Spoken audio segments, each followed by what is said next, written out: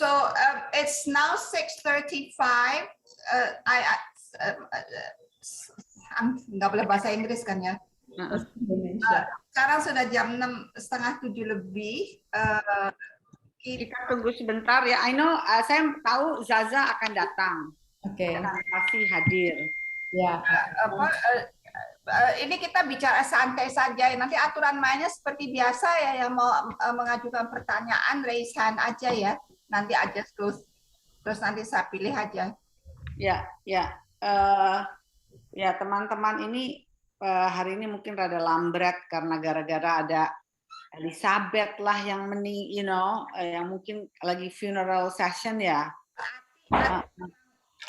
Ini mohon diri karena dia nggak bisa hadir karena dia memang mau ketemu, mau ngelayat. Ati juga pada iya. Tapi yang lainnya saya kira enggak. Ya. Tapi ini kita sudah lama sekali tidak membaca kumpulan cerpen ya. Iya. Menarik sekali. Saya suka deh. Refreshing gitu ya, segar aja gitu loh. Dan light ya, ringan, cepat dibaca, cepat dicerna. Tapi mengandung banyak pertanyaan. Dan sangat reflektif pada zaman tersebut kurang lebih ya. Dan setelah itu kita pakai imajinasi sendiri karena kadang-kadang kan ngambang tuh kan. Iya. Ini dibuatnya tahun berapa ya? Mungkin Mbak Wulan tahu ya? Buat tahun berapa? Waktu kuliah di sana. Tahun 65-an ya kalau nggak salah dia di sana. 60-an lah, tapi baru dipublish kayaknya tahun 72. Aku baca-baca itunya ya. Dia kan beliau banyak keluarganya dari Pak Umar Khayyam nih. Nanti kita akan bisa kenalin mungkin ya. Ada Wulan kan putrinya Pak Umar ya. Nanti biar Wulan aja memperkenalkan saudara-saudaranya ya. Boleh. Tapi ini yang lain mana nih? Masa? Iya, empokku kok belum kelihatan, empok. Teman-teman kita juga belum pada kelihatan. Ya, nggak apa-apa, masih awal, kita santai-santai aja ngobrol-ngobrol dulu. Kalau Indonesia begitu ya, Indonesia tuh kalau di luar negeri tuh kadang-kadang kan pas 6.30 itu kalau kita datang tepat waktu dianggap itu sudah terlambat. Apalagi kalau di Korea. Jadi kalau di Indonesia kalau jam tepat waktu 6.30 diundangnya, kalau datang 6.30 itu terlalu early. Biasanya 6.30 tuh baru berangkat dari rumah mau menuju ke tujuan. Nah, begitu itu kebiasaan Indonesia tuh begitu, dan dengan macam-macam macetnya pula, ya kan? Tapi 6.30 tuh berangkat. Kalau di Zoom nggak ada macet, Ingrid. Ya, nggak ada alasan. Ya. Betul tidak ada macet. Tapi kalau di Zoom ada alasan belum pakai lipstick. Ini lipstick Zoom, alis ini dari Zoom, saya nggak usah pakai. Oh begitu? Gue tuh belum punya tuh begitu. Ada itu, tinggal kamu set up aja. Jadi nggak pernah pakai lipstick, saya nggak pernah gambar alis karena udah otomatis digambarin oleh Zoom. Masa? Ada, bener kayak Marilyn Monroe loh Mbak Natalia. Iya. Bener kok, beneran. So glamorous. Sangat. Ya, 60 plus grammar. Mbak Ai, aku pengen deh tulis somehow gitu loh. Cerita cinta Anda dengan Rama itu kan menarik loh. Silakan aku ya kamu itu apa untuk menjadi bahan untuk kenapa cerita kakakmu lebih menarik. Sama, jadi ada cerita kumpulan cinta lah gitu.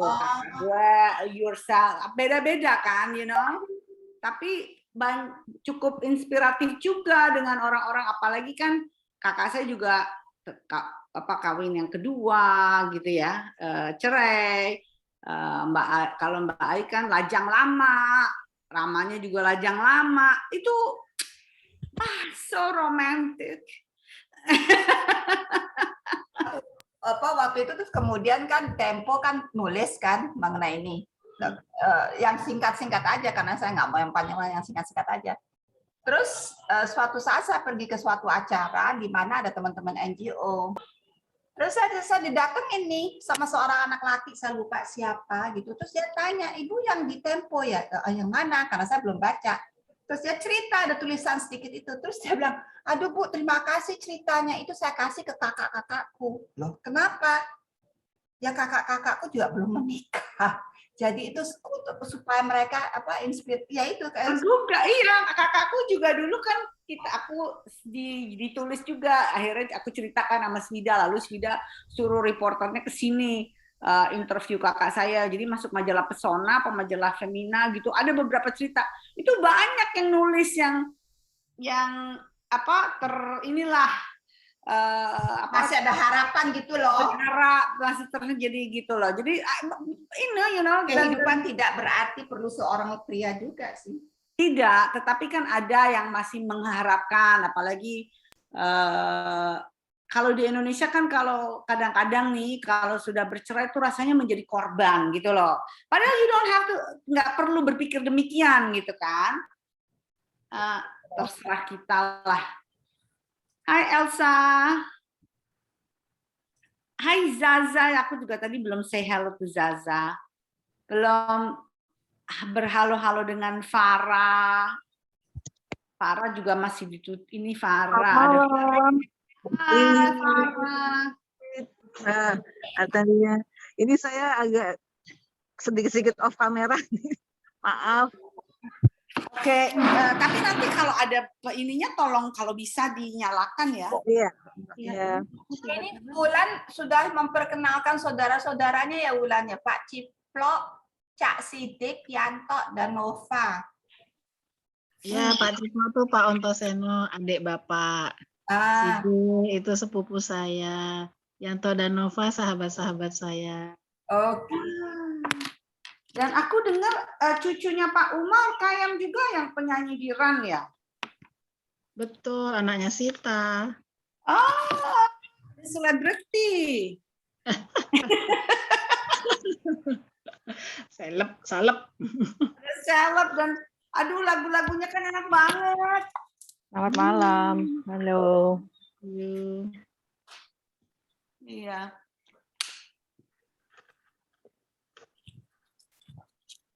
Hai Lili. Hai Manatali. Hai semua. Hai Indri. Halo. Angelik.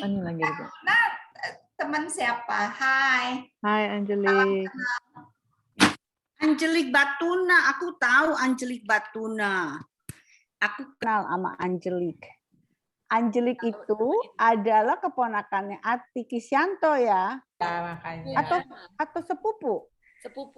Sepupu. Dan dulu Angelik yang bantu aku setiap aku ingin ketemu Dr. Sanders Batuna. Dokter anak-anak saya. Oh, Angelik sepupunya Ati. Udah lama nggak ketemu ya. Ya, lama Kamu banget. di mana sekarang? Sekarang lagi di Manado, tapi biasanya suka bolak-balik ke Bali karena anak-anak sekolah di sana. Oh, di Bali di mana sekolahnya? Di Green School atau di Canggu? Di Diatmika. Oh, di Diatmika, di Sanur ya? Iya. Sanur situ Ketawal ya? Iya. Apa kabar, Indrit? Aku suka Baik. ketemu Rizal di Bali. Dia suka cerita, suka ketemu Indrit. Iya, Sama iya. Aduh, kapan-kapan kita ketemu dong. Aku juga sering kok ke Bali, tapi aku seringnya di Canggu. Oh, oke. Iya. Calling-calling kalau lagi ke sana. Ayo, boleh. Aduh, kamu lagi di Manado ya, enak amat. Mau ikutan ke sini? Aku belum pernah ke Manado, harus dong, mau dong. Yuk. Siapa yang belum ke Manado, kita ke Manado yuk bareng. Iyalah. Ya. Ini udah 6.42, bisa kita mulai saja biar yang Kan ini di antara kita saya juga hanya ingin menanyakan apakah para anggota Kutu Buku ini semua sudah membaca buku-buku cerita-ceritanya? Ya dong. Sudah dong. Cepet, enak bacanya, kayaknya Aduh, bonus. ini paling menyegarkan bacanya nih karena bisa dikipas-kipas. Nggak Bukan tebal. untuk digebuk. Nggak Siapa, tebal. siapa di antara kita nanti ingin mengajukan pertanyaan? Ya. Nanti kita sederhana saja ya, siapa yang ingin mengajukan pertanyaan, raise hand saja, pakai icon raise hand, terus nanti akan saya pilih aja satu persatu. Ya. Karena ini kita malam ini sangat beruntung karena keluarga Prof. Omar Khayyam ada bersama kita. Jadi mungkin pembicaraannya akan lebih mengalir daripada biasanya karena kita bisa dapat insights langsung dari putrinya sama adiknya, keponakan-keponakannya. So agak beda dengan sesi-sesi kita terdahulu. Jadi Mbak Wulan ya, anaknya Pak Umar ya, anak beliau ya. Anaknya Pak Umar Khayyam ini ada berapa ya? Cuma 2 Mbak, Sita dan Wulan. Oh berdua. Oh ya. Sita itu temannya Farah ya, Farah yang kenalin. Siapa? Sita kan temannya Farah Indria. Oh, Sita mah temannya banyak. Temannya sedunia. Temannya sedunia. Oh baik. Aduh, itu kekayaan. Sorry. Sidik, selamat malam. Oh, Wulan, aku manggil Ommu apa? Bagaimana enaknya Wulan? Pak Ciplok ya? Pak Ciplok itu di tengah keluarga. Kalau di luar bahasa ininya panggilan ini artisnya Pak Seno. Oh, Pak Seno. Jadi saya menyambutnya Pak Seno ya. Pak Seno, speak up Pak Seno. Saya mesti unmute dulu. Selamat malam semuanya. Malam. Selamat malam. Selamat malam Pak Seno. Alhamdulillah saya laki-laki sendiri kelihatannya. Memang kita kumpulnya nih banyak perempuan semua rata-rata. Awal-awalnya semua perempuan, tapi ada beberapa laki sih kemarin. Ada Pak Sidik. Pak Ciplok. Waduh. Nah, tuh. Iya. Sidik itu juga keponakan saya. Keluarga besar Pak Umar Khayyam. Ibunya Sidik itu adiknya Mas Khayyam. Oke. Almarhumah juga. Bu Yus ya kalau nggak salah namanya ya. Sidik. Bu Yus ibu saya, Mbak. Oh, Ibu Yus ibu. Maaf. Kacau. Kakak adiknya Pak Umar ada berapa ya, Pak? Pak Umar itu 10 bersaudara. Oh, mantap. Wah, tidak KB. Dia paling tua. Saya nomor 8. Jauh. Dari 10 yang sudah meninggal, Mas Umar Khayyam, nomor 2 Umar Swito, itu juga dosen di UGM. Kemudian yang ketiga Umiani, ibunya Sidik itu. Yang keempat Mas Rosyad masih di Jakarta, pensiunan juga. Yang kelima Umar Bey, almarhum juga, dulu kerja di BPPT. Yang keenam kakak saya perempuan, tinggal di Jogja sekarang, masih ada. Yang ketujuh kakak saya Pandu Setiawan, seorang dokter juga sudah almarhum. Yang kedelapan saya masih punya 2 orang adik. Yang satu Arini, dosen di Bandung, juga kelihatannya sudah pensiun. Kemudian yang ke-10 adik saya Yoyo Hendro Sangkoyo, seorang ilmuwan petualang sejati, nggak tahu ada di mana selalu. Jadi itulah kami bersepuluh. Serunya. Ada yang masih di Ngawi atau sudah melawan? Oh, tidak ada. Yang di Ngawi itu ada rumah leluhur di sana, dan ada tante, om di sana yang masih tinggal di kawasan yang lama juga, Oh. Kadang-kadang kalau lagi kangen kumpul gitu, reuni di Ngawi gitu, yang sudah saling lupa wajahnya, tapi ya harus kumpul lah gitu. Baik, ya. Dan semua dibesarkan sebagai intelektual semua atau budayawan, sastrawan? Wah, sangat beragam. Sebetulnya yang membawa darah sastrawan itu ayah kami. Ayah saya itu guru, ibu saya juga guru. Kedua orang tua kami guru. Nah, ayah kami itu guru, senang mengarang, senang macam-macam lah, main drama, main musik, kepanduan dan segala macam. Hebat. Nah, kami sendiri bermacam ragam profesi. Jadi Mas Kayam budayawan, kakak saya nomor 2 Umar Suito namanya, dia dosen di IKIP, dia pedagog sampai wafatnya tetap tinggal di Jogja. Suami istri juga sudah wafat. Kemudian yang ketiga Umiani ini dia ibu rumah tangga, suaminya bekerja di Semen Gresik juga sampai wafat kali ya Sidik ya. Oh enggak deh, wafatnya pensiun di Jakarta. Kemudian yang keempat itu Rosyad. Rosyad itu banker. Ada juga yang banker kita. Juga sudah pensiun, dulu di Bank Eksim. Kemudian yang kelima ini sarjana hukum. Dia di BPPT di bidang hukum lah gitu ya. Ngurusin kontrak-kontrak dan sebagainya. Kemudian ini juga sudah almarhum. Yang keenam yang perempuan tadi, Mbak Rinta, ibu rumah tangga biasa. Suaminya juga sudah wafat. Sekarang tinggal di Jogja dengan anak-anaknya. Kemudian yang ketujuh, kakak saya Pandu itu dokter. Satu-satunya dokter di keluarga. Dan paling dihormati oleh orang tua saya. Wow. Saya itu kalau manggil anaknya nggak ada yang pakai gelar kecuali Pandu. Dokter. Bahkan kepada Mas Kayam itu nggak pakai gelar dokter. Hanya kepada Pandu dia bilang, "Hey dok." Gitu.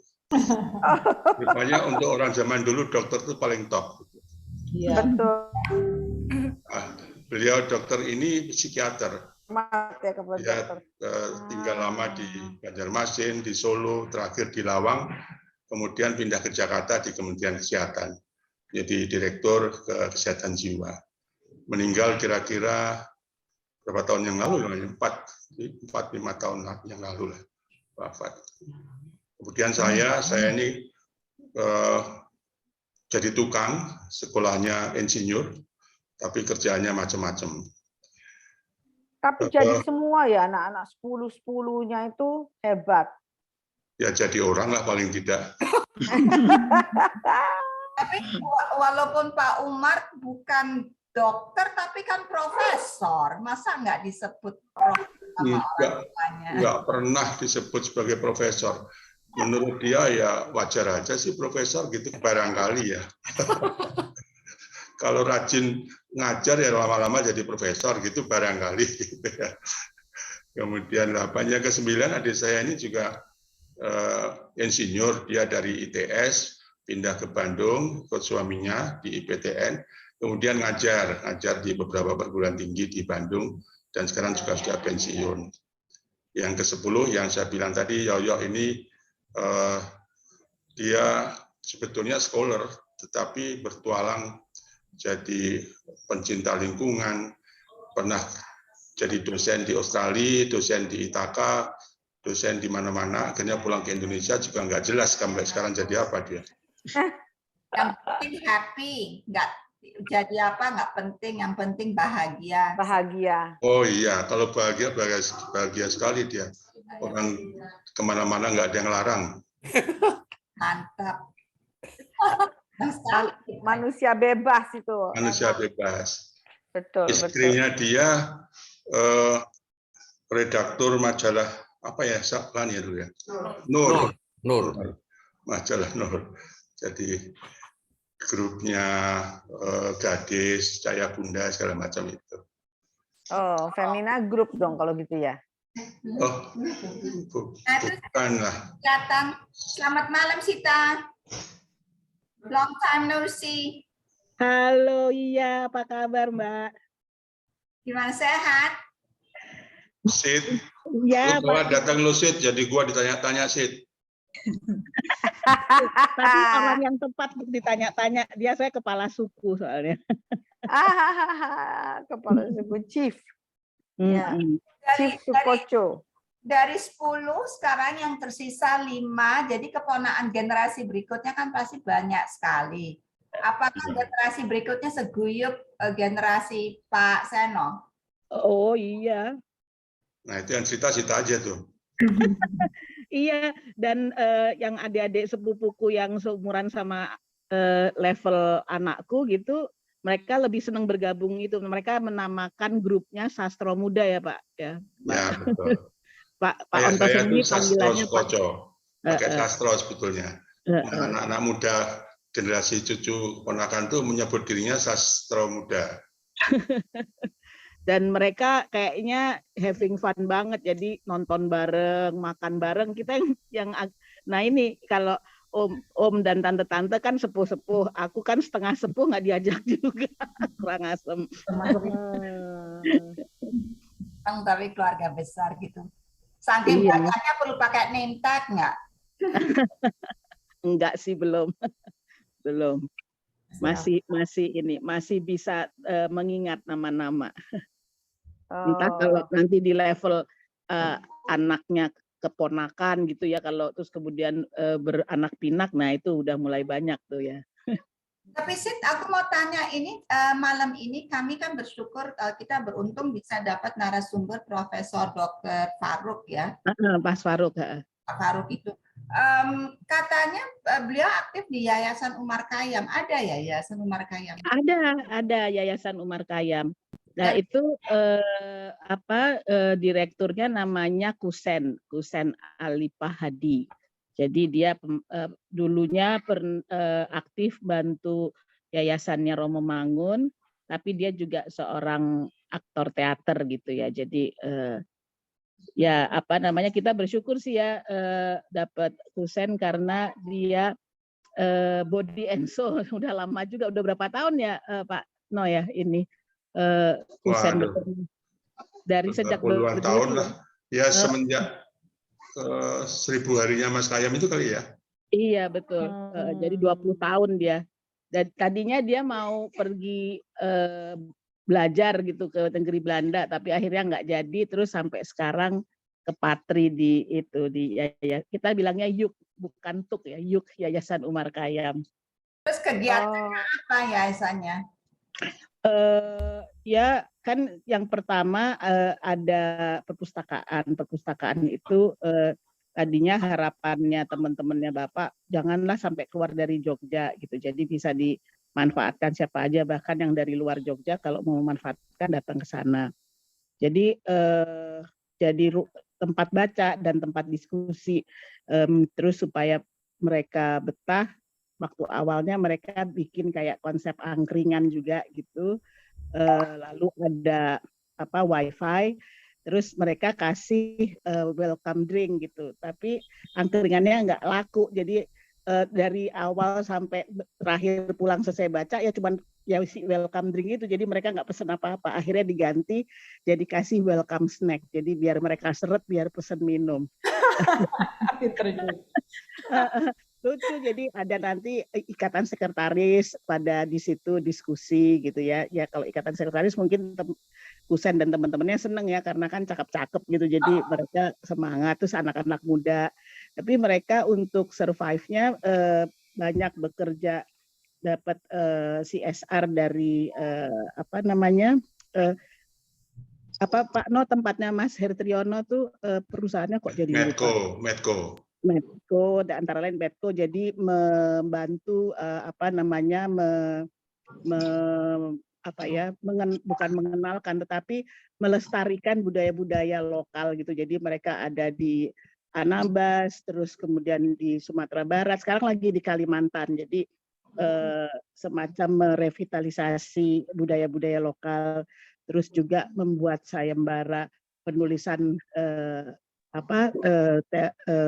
sandiwara radio kayak gitu-gitu. Jadi semua dalam bentuk kesenian gitu yang untuk. Tapi sembari juga memperkenalkan karya-karyanya Umar Khayyam. Kita sih nggak pernah ini ya Pak Noya, nggak pernah terlalu campur tangan gitu. Kita tahu beres saja gitu, nanti setiap saat kusennya melaporkan. Jadi agak dimanjakan juga dengan situasi itu. Biasanya di kelompok kita yang sering jalan-jalan itu Inggita sama Elis, nanti suatu saat pasti mereka akan ke sana deh Pak. Oh iya, silakan ke sana nanti tak kasih. Ini temanku Farah mana ya? Kok nggak ada? Ada tuh. Ada ya. Ini dia. Halo Farah, ini teman SMA aku. Farah yang ini nih, yang jadi ibu yang ngajak ke sini. Tapi kalau kita lihat ini ya biografi Bapak Umar Khayyam itu, wah kagum banget ya. Kayak nggak bisa diem gitu. Sekolah terus ya teater, ya aktor, ya nulis, ya ini, ya ampun hebat banget. Ya, dengan kata lain sebetulnya Pak Umar Khayyam he is a renaissance man. Ya betul. Dan saya baru ketahui bahwa beliau itu yang founded Lontar Foundation ya. Iya, ikut terlibat di Lontar juga. Lagi bilang silakan. Iya. Sudah hampir jam 7, sudah jam 7 bahkan. Iya, lagi Pak Faruknya lagi udah saya kasih kode udah mau masuk. Ya. Oh iya. Jam 7 kan kita bilang Pak Faruknya masuk. Betul. Iya. Hai Mira. Masih mute. Aca Mira. Dia ada di India. Halo, apa kabar semua? Udah lama nggak jumpa. Iya. Sehat-sehat. Ada yang di DC, ada yang di Delhi ya. Di Delhi. Biasanya ada yang di London juga. Ya. Oke, Pak. Oke, silakan. Ini apa internasional? Ada yang di Tanjung Barat. Ada. Itu Pak Faruk sudah muncul. Ya, silakan. Malam Pak Faruk. Pak Faruk. Mana Pak Faruknya? Nah, itu. Masih di mute Pak Faruk. Baik. Tanjung Barat kan West Point bahasa Inggrisnya.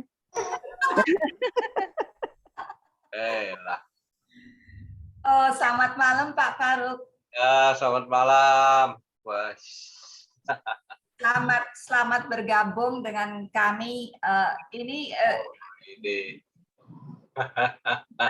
Ini biasanya kita mulai jam 7, Pak Prof. Jadi kalau sudah jam 7, langsung mulai saja ya.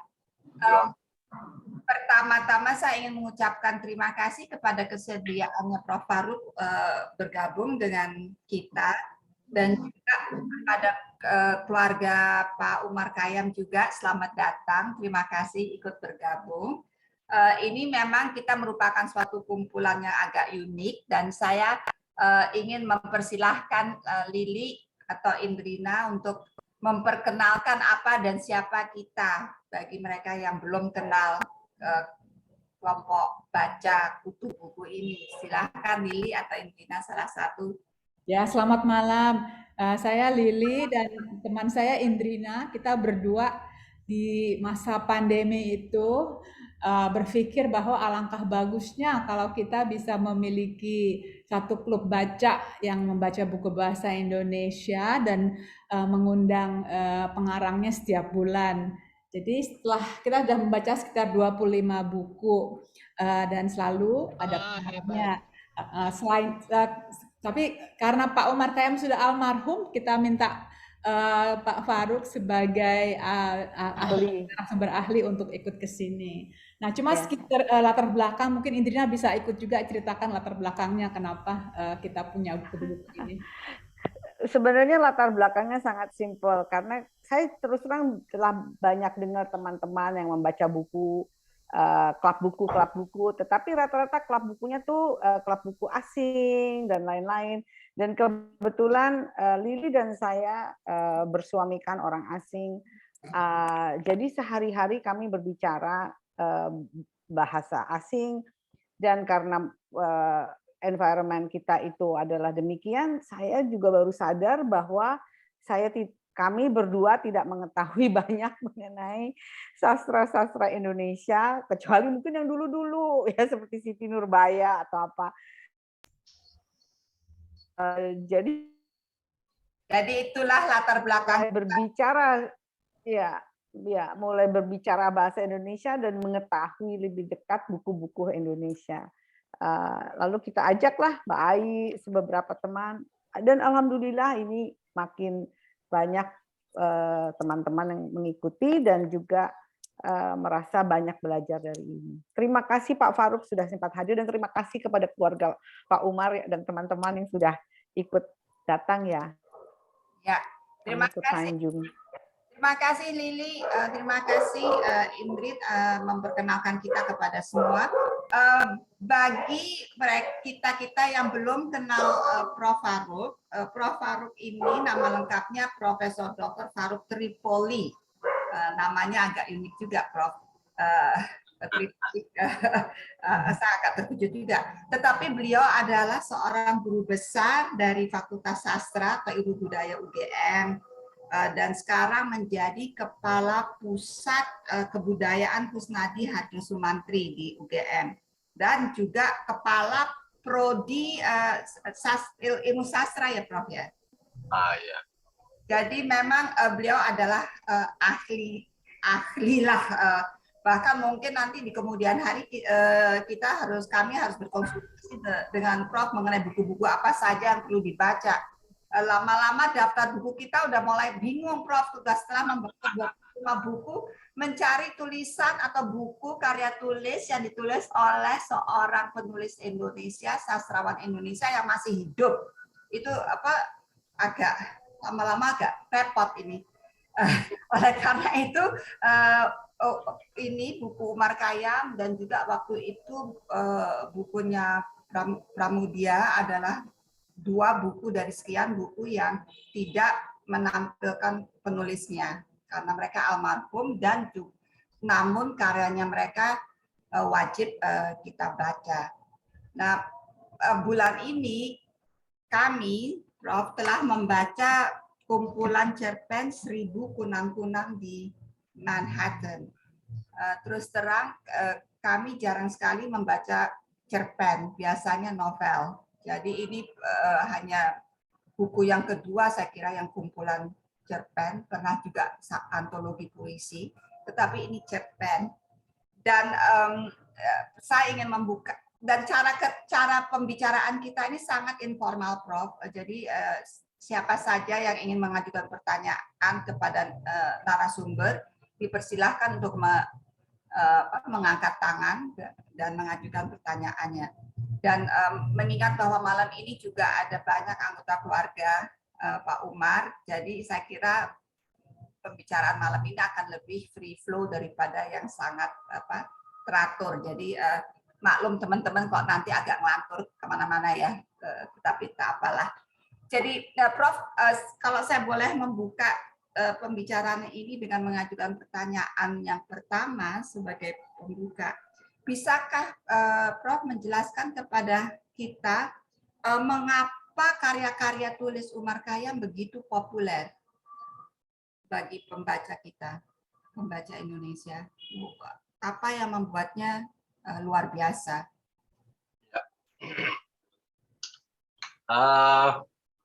Jadi sebenarnya kebanyakan orang Indonesia sastrawan, kalau dia ke luar negeri pasti dia menulis tentang negeri asing gitu ya. Yang buku yang awal sekali yang menulis tentang itu Adi Nugroho, itu zaman Belanda ya. Itu menulis Melawat ke Barat. Cerita perlawatan ke Barat, dia bercerita tentang itu. Juga Mas Marco itu dulu di Belanda juga menulis cerpen mengenai hubungannya dengan seorang perempuan Belanda gitu. Tentu saja semangatnya semangat anti kolonial, jadi ceritanya bagaimana menaklukkan perempuan Belanda gitu dia.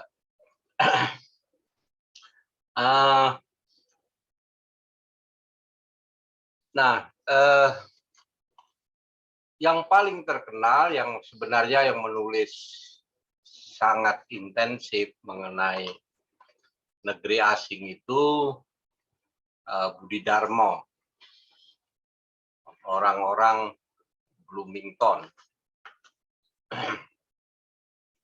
Nah, yang khas pada Pak Khayyam itu, ini kenapa dia juga dijadikan judul, saya kira impresi yang sangat kuat terhadap cerpen Pak Khayyam di dalam buku ini adalah pada judul 1000 Kunang-Kunang di Manhattan itu. Nah, kalau kita lihat judulnya aja, ini sudah menunjukkan kekhasan dari karya Pak Khayyam itu, Kunang-Kunang di Manhattan. Nah, jadi itu pertemuan antara dua dunia, ya. Pertemuan antara dunia. Jadi kalau cerpen seperti Pak Budi Dharma, seperti Melawat ke Barat atau yang lain-lain, kebanyakan bicara tentang baratnya saja, tapi tidak bicara tentang persentuhan antar budaya itu. Nah, jadi kalau kita melihat yang mengejutkan pada cerpen Pak Khayyam tentang dunia masyarakat kebudayaan asing, itu terletak pada itu, pada persentuhan antar budayanya. Tema-tema yang juga umum biasanya dipakai untuk menceritakan orang asing, Barat terutama, cerita tentang alienasi, jadi keterpencilan, kesepian, kesunyian, dan sebagainya, yang sebenarnya sudah menjadi semacam stereotip, ya. Stereotip mengenai Barat, bahwa orang Barat itu orang-orang yang kesepian, gitu ya. Nah, tetapi di dalam 1000 Kunang-Kunang di Manhattan, itu yang ditampilkan adalah tidak hanya baratnya, bahkan terutama tidak hanya bicara tentang barat yang kesepian, tetapi juga bicara tentang orang Indonesia yang juga kesepian gitu ya. Jadi dua-duanya kesepian, tapi bagaimana cara merespon kesepiannya itu yang berbeda, mengambil sikap mengenai kesepian. Nah, yang sering dibicarakan dan itu juga selalu diulang-ulang, itu Pak Khayyam juga yang sebenarnya yang mengungkapkan itu secara dari ceramah-ceramah. Indonesia itu katanya kangen society. Jadi masyarakat yang kalau keluar itu pasti kangen, gitu, kangen pulang, gitu ya. Kangen pulang itu, nah itu yang ada pada tokoh Indonesia yang ada di dalam cerpen itu, sehingga dia membayangkan kerlip-kerlip lampu di Manhattan itu sebagai kunang-kunang. Nah, ini saya kira yang memukau, dan itu yang satu kejutan, yang kejutan dari judulnya, dari ceritanya, itu yang mengejutkan pada cerpen Pak Khayyam. Itu yang membuat orang, saya kira, orang Indonesia terutama menjadi dengan segera tersentuh oleh cerita itu karena merasa ada di dalam bagian cerita itu. Jadi mungkin yang teman-teman yang juga biasa tinggal di luar, apalagi bersuami orang luar, seperti mengalami hubungan seperti dua tokoh dalam Kudang-Kudang di Manhattan itu. Satu tim, ya. Pertanyaan kedua, Prof. Pada saat ini ditulis, ini kan ditulis tahun 60-an ya. Pada waktu itu tentu yang berkesempatan ke luar negeri sedikit sekali dari masyarakat kita. Waktu buku itu terbit atau cerita ini pertama kali terbit tahun 6667 itu, bagaimana tanggapan masyarakat atas cerita ini? Ya, itu saya kira buku itu langsung meledak ya, meledak dalam arti langsung menjadi diskusi ya, langsung menjadi diskusi itu. Saya lupa itu, apakah itu pernah ditulis di media massa, apa di Horizon atau di mana ya? Tapi saya lupa itu pada awalnya ya. Horizon. Ya. Ya itu, jadi nah ini kalau kita lihat dalam konteks Horizon itu, jadi waktu itu kan waktu awal dari pembangunannya, jadi awal-awal Orde Baru lah itu ya, mulainya. Jadi semangat untuk mendapat cerita-cerita tentang negeri asing itu hampir sama dengan pengalaman ketika orang-orang Indonesia dulu memimpikan tentang negara-negara maju. Jadi pada zaman Belanda dulu media massa itu isinya cerita-cerita tentang negeri asing yang digambarkan di dalam, kemudian melawat ke barat itu. Itu yang pertama, jadi ada gairah untuk melihat ke barat kembali sesudah beberapa waktu Soekarno anti barat. Nah, yang kedua, pada waktu itu tuh memang banyak pemerintah Amerika sesudah lepas dari Orde Lama itu banyak memberikan beasiswa untuk orang-orang Indonesia belajar ke Amerika. Kalau di seangkatan Pak Khayyam itu juga ada beberapa orang. Kalau di UGM itu ada Mas Ri Singarimbun, ada siapa lagi, Pak Khayyam sendiri, lalu ada saya lupa. Tapi ada beberapa orang yang dan di mana-mana juga ada Taufik Abdullah juga, ada Supomo, Supomo siapa Pak Pomo itu ya. Jadi itu memang pada waktu itu gairah untuk berkontak lagi dengan Barat itu menjadi sangat besar. Jadi cerita-cerita itu juga membuat tanggapan pembaca menjadi antusiasmenya lebih tinggi. Itu saya kira yang bisa saya berikan. Ya, ini kalau ada yang ingin mengajukan pertanyaan, silahkan raise your hand ya. Saya akan nyerocos terus sambil menunggu kalau enggak. Ini Sita pada waktu tulis ini dibuat, kamu waktu itu mungkin umurnya masih kecil ya, 7 tahunan kali ya? Oh, lebih kecil lagi. Sorry aku kameranya off, tiba-tiba kok agak ini sinyalnya turun naik. Suaraku masih kedengeran ya, Mbak? Masih. Oke, ya masih kecil itu kan waktu buku itu ditulis saya kali masih 2 tahunan gitu ya. Dan kalau dengar cerita dari orang tua saya, kan ada satu cerita di mana yang anaknya nangis gitu keras, yaitu terinspirasi karena saya nangisnya keras gitu. Jadi kata orang tua saya, anak Indonesia bedanya dengan anak asing adalah kalau nangis tuh kencengan anak Indonesia, jadi nggak bisa ditolerir gitu, sampai dimarahin sama tetangga kiri kanan gitu, bisa didiemin nggak anaknya gitu ya. Nah itu terus menjadi salah satu inspirasi di cerita di kumpulan cerpen itu.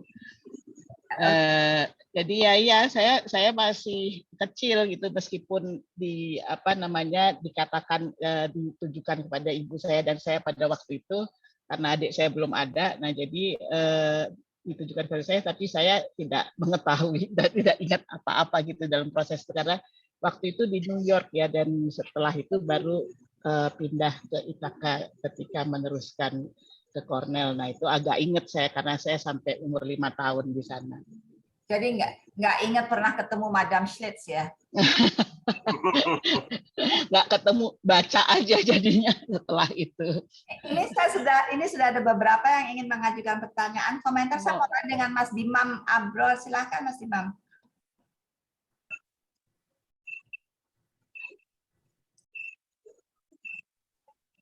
Unmute dulu Mas. Mute. Masih mute. Di unmute dulu. Oke, terima kasih Mbak Prof. Faruk. Senang sekali saya bisa ketemu. Jadi dulu itu ada trio di Jogja itu, Prof. Faruk masih dosen muda, ada Pak Badi Sumanto, terus ada Prof. Umar Khayyam. Itu trio itu trio legend begitu ya. Nah, saya singkat saja Prof. Kalau saya baca Ben Anderson mengatakan kalau ingin mengetahui sejarah bangsa, pembentukan bangsa, bacalah Pramudia, kan gitu ya, trilogi lah ya. Tapi saya ingin menambahi pendapatnya Ben, kalau ingin belajar mengenai budaya Jawa, mengenai orang Jawa, politik Indonesia yang berarti juga politik orang Jawa, itu bacalah Umar Khayyam, harusnya begitu. Jadi saya ingin minta komentar Prof. Faruk ketika memberi pengantar di Lebaran di Karet itu, Prof. Prof mengatakan menganggap realisme kultural ke realisme magis. Kan kalau kita baca kumpulan tulisan yang di KR itu ya, mangan orang mangan asal kumpul itu Mr. Reagan sama pembantu-pembantunya. Nah di situ terlihat sekali bagaimana dialog ya antara priai dan non priai lah di situ. Jadi saya ingin tahu itu apakah benar bahwa kalau pendapat saya bahwa kalau mau mempelajari sejarah bangsa, pembentukan bangsa Indonesia, bacalah Pramudia. Kalau ingin belajar mengenai sejarah atau katakanlah politik orang Jawa ya baca Umar Khayyam. Itu saja Prof. Terima kasih. Silahkan Prof, langsung ditanggapi. Pertanyaannya sulit. Sebenarnya ya Ben itu juga agak sedikit mengingkari. Memang cerita Pramudia adalah cerita pembentukan bangsa. Tetapi dia sendiri sebenarnya mengatakan nasionalisme itu terbentuk oleh apa yang disebut dengan empty time. Jadi ada waktu kosong ya, waktu di mana waktu seakan-akan berhenti dan orang dari berbagai tempat gitu ya, berbagai tempat itu melakukan hal yang sama dalam satu tempat yang berbeda, dan itulah novel. Ya, jadi novel termasuk cerpen bercerita di situ. Nah, saya kira yang paling kuat membangun itu justru Pak Khayyam. Jadi cerita tentang misalnya membangun suasana. Suasana itu momen di mana waktu juga berhenti dan juga bagaimana sebenarnya bisa terjadi di dua tempat yang berbeda orang melakukan hal yang sama. Itu awal dari terbentuknya yang disebut imagine community, ya. Di mana orang disatukan di dalam ruang yang berbeda. Nah, Pramudia itu isi ceritanya tentang memang terbentuknya bangsa Indonesia. Tetapi kalau dari segi strukturnya, sebenarnya Pramudia jarang membangun suasana. Pak Khayyam itu jagoan suasana itu. Nah, yang kedua, yang juga sangat berpengaruh terhadap terbentuknya Indonesia adalah media. Kalau si Ben menyebutnya sebagai print kapitalisme. Jadi kapitalisme media itu ya. Nah, kapitalisme media ini juga bercerita hal yang sama, semacam empty time, di mana dalam banyak waktu, dalam ruang berbeda, orang melakukan hal yang sama. Kalau kita melihat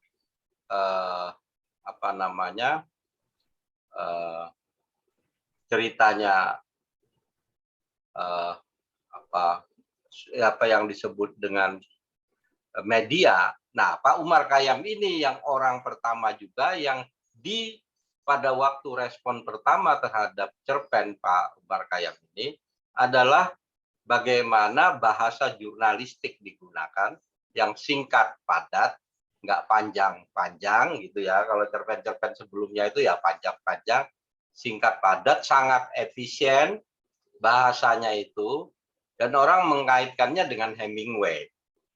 Jadi ya itu seperti itu. Dulu dikaitkan dengan Hemingway, bahasanya bahasa yang jurnalistik gitu ya, yang singkat, padat. Nah, Pak Khayyam itu sangat padat. Bahkan cerpen itu pendek-pendek, tapi penuh dengan isi ya. Nah, ini juga fenomena jurnalistik yang sebenarnya yang juga mempengaruhi terbentuknya bangsa. Tapi tidak terbatas pada bangsa Indonesia saja, tapi seluruh bangsa itu terbentuk dipengaruhi oleh media gitu ya. Yang akhirnya membangun imagine community itu. Jadi saya kira Pramudia itu hanya isi ceritanya, tetapi sebenarnya dari segi bahasa itu, cara bercerita itu lebih dekat ke Pak Khayyam. Nah, belum lagi kalau kita melihat tematiknya itu ya persentuhan dua budaya, Barat dan Timur, Jawa dan Amerika. Persentuhan dua budaya itu penting, termasuk perspektif dalam melihat budaya asing. Nah, yang saya sebut sebenarnya Pak Khayyam makin lama itu makin mula-mula itu masih ya Hemingway, orang bilang begitu, macam-macam gitu ya. Tetapi ketika masuk ke dalam cerpen-cerpen Sri Sumarah, Bawo, beberapa cerpen itu, nah itu yang saya sebut sebagai realisme kultural. Jadi ini juga semacam temuan Pak Khayyam yang hanya bisa dilakukan oleh seorang antropolog. Jadi Pak Khayyam juga perintis dalam hal itu. Bagaimana sebenarnya bercerita mengikuti nalar Jawa. Nalar Jawa itu artinya kalau dari nalarnya Barat itu nggak logis gitu. Tapi kalau pakai nalar Jawa, semua yang dilakukan oleh Sri Sumarah itu sangat logis gitu ya. Itu karena dia mengikuti nalar. Nah, nalar Jawa itu termasuk yang saya sebut sebagai realisme kultural. Dia realis dari segi kulturalnya. Secara kultural dia realis. Nah, itu yang ya saya kira yang itu yang saya maksud dengan realisme kultural tadi. Saya kira begitu. Oke, terima kasih Prof. Shanti. Silakan Shanti. Oke, terima kasih Mbak Natalia. Prof. Faruk, selamat malam. Saya Santi, Prof. Saya baca Saya baca bukunya Pak Kayam, bukan yang Horizon yang pertama, tapi yang biru ini, yang covernya biru. Oh ya. Bahasa daerah, ada bahasa daerah ya. Ya. Itu kan tahun 99 ya, Prof ya. Diterbitkan ulang ya, dicetak. Saya tertarik konteksnya. Mengapa tahun 99 itu memutuskan untuk menerjemahkan cerpennya Prof Kayam ke dalam berbagai bahasa daerah gitu. Latar belakangnya apa sih gitu, dan mengapa cerpennya Pak Kayam yang dipilih? Kan sebenarnya banyak sekali pilihan yang lain juga, tapi kenapa cerpennya Pak Kayam? Saya ingin tahu konteksnya. Kalau tadi di awal-awal kan lebih pada saat tahun 66 tuh kan melihat ke barat ya, bagaimana mulai yang tadi anti barat menjadi melihat ke barat. Kalau ini kenapa tahun 99 memerlukan terjemahan ke berbagai banyak bahasa daerah, dan pada saat itu sendiri Pak Kayam apakah di approach, kemudian seperti apa sih kenapa kenapa cerpen beliau yang dipilih? Terima kasih, Prof. Dan kalau nggak salah nih dalam bahasa Jawa, Sunda, Minang, dan Makassar ya, Prof?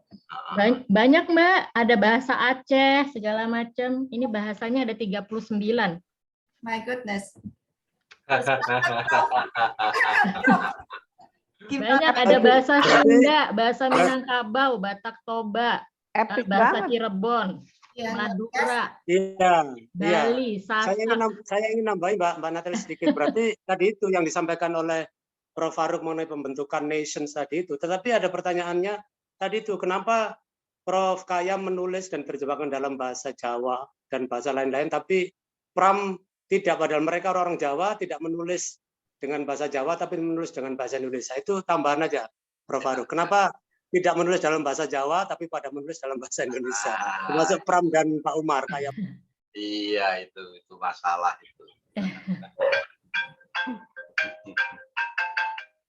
Iya, itu masalah itu. Ya, jadi yang pertama jadi begini, kita bisa sebut itu era reformasi, ya kan? Kan sudah tahu kita, sekarang ujungnya kan kita tahu itu perayaan pluralisme. Ya, ketika keluar dari negara yang sangat sentralistik, walaupun sebenarnya juga awal-awalnya Soeharto membuat Taman Mini, semangat begitu, tapi tambah lama warnanya tambah tunggal ya. Jadi ini itu awal reformasi, semangatnya mulai semangat pluralisme itu, dan sekarang itu berkembang sangat luas ya. Walaupun masih perdebatan terus-menerus terjadi, tetapi itu semangatnya itu saya kira. Jadi itu memang penerbitnya feelingnya bagus itu. Dalam arti itu. Jadi memang semangat pluralisme yang sekarang kita tahu semua, kita bisa lihat kemana arahnya itu ya. Tapi Prof, apakah penulis-penulis lain karyanya juga diterjemahkan dalam sekian banyak bahasa? Tidak semua, karena apa? Ya itu tadi yang saya bilang, karena warna Jawa Pak Umar Khayyam itu kuat ya. Kalau sebelumnya itu sangat realis ya, tetapi tidak bergerak kepada realisme kultural, persentuhan antar budaya dan sebagainya. Dulu Barat ya dianggap semacam informasi yang kita melihatnya dengan penuh keterpukauan tentang kemajuan, tentang apa dan sebagainya begitu. Tetapi Pak Khayyam bisa dikatakan penulis pertama yang memberikan sentuhan etnik pada karya-karya sastra modern yang realis, yang basisnya adalah budaya Barat gitu ya. Jadi itu yang membuat ketika orang mau berpikir tentang etnisitas, yang diingat pertama itu Pak Khayyam, yang nanti menurunkan Linus Suryadi Age dan sebagainya. Itu ketika di Jogja Pak Khayyam itu menanamkan itu kepada teman-teman sastrawan yang lebih muda, memberikan kepercayaan diri untuk mengekspresikan budayanya setempat. Kalau Pak Kayam dari dulu, jadi yang membawa lenong ke tim misalnya itu juga Pak Kayam, gitu ya, lenong yang warna-warna kesenian etnik gitu. Semulanya ya orang membayangkan sastra Indonesia itu jauh dari etnisitas. Karena itu karya-karya Linus itu banyak yang protes juga itu ya. Ya seperti itu. Prof, sorry tadi saya lupa, maaf saya potong Prof. Saya tadi lupa juga reaksi orang yang membaca buku ini gimana dari daerah-daerah itu, apakah ada? Itu belum tahu itu, nggak tahu. Terus mungkin juga tidak ada reaksi. Mungkin tidak ada reaksinya. Walaupun pernah juga waktu zaman Pak Harto itu isu Japanisasi sampai kepada Ben Anderson juga membicarakan Japanisasi, sembah dan patuh, sembah dan apa itu ya. Tapi kelihatannya tidak ada respon yang berarti tentang terjemahan itu. Oke, terima kasih Prof. Sasa, silakan. Tadi mungkin ada pertanyaan Pak Dimam tadi ya, tentang Pak Dimam ya. Pak Dimam sudah terjawab saya kira. Sudah ya, oke. Enggak, maaf Sasa. Sedikit tadi soal apa yang tadi mengapa tidak menulis dalam bahasa Jawa, dalam bahasa daerah gitu ya. Nah, itu masalah ya. Jadi ketika kita menulis sastra modern itu tuh pikirannya bahasa Indonesia. Itu mungkin karena dibentuk oleh sejarah juga. Sejarah. Jadi mengenal sastra modern itu melalui bahasa Indonesia. Melalui bahasa Indonesia. Tapi juga ada semacam kepercayaan mengenai bahwa bahasa daerah itu bahasa yang sulit untuk masuk ke dunia modern. Itu semacam itu seperti mitos ya. Walaupun ada sastra Jawa, sastra daerah-daerah itu ya masih hidup. Sastra Jawa juga masih berkembang dengan baik, dengan bersemangat. Nah ini juga jadi begini, ini kan Indonesia itu yang membangun kan sebenarnya elit-elit ya. Indonesia itu kan elit-elit yang membangun. Jadi Sumpah Pemuda itu dilakukan oleh pelajar-pelajar ya. Jadi Yong Java, Yong Ambon, Yong apa-apa itu kan sebenarnya orang-orang terdidik semua tuh. Pendidikannya Belanda itu ya. Ya. Jadi keindonesiaan dengan demikian sudah menyatu dengan bahasa Indonesia. Modernitas juga karena mereka adalah orang-orang yang memang mengenal sastra modern itu melalui kalau tidak bahasa Belanda ya melalui bahasa Indonesia. Mereka itu elit-elit ya. Nah, elit-elit ini sudah sulit juga menjadi Jawa kembali itu agak susah itu. Tidak mudah itu. Nah, kita bisa melihat penulis-penulis sastra Jawa itu latar belakang pendidikannya lain sekali. Lain sekali. Ya, saya kira itu yang membuat memang agak susah untuk kembali. Sekarang aja, wah, suruh berbahasa Jawa, coba aja. Bisa. Agak susah. Ini mbak-mbak ini juga berbahasa Jawa. Berat. Ya kalau nguko masih bisa, Prof. Nah, ya itu. Nggak repot. Nah, itu juga masalah. Jadi bahasa daerah, apalagi Jawa, itu takut salah udah. Iya. Takut salah itu. Agak menulis serba salah. Nanti salah itu ya. Jadi sudah agak spontan ya. Iya.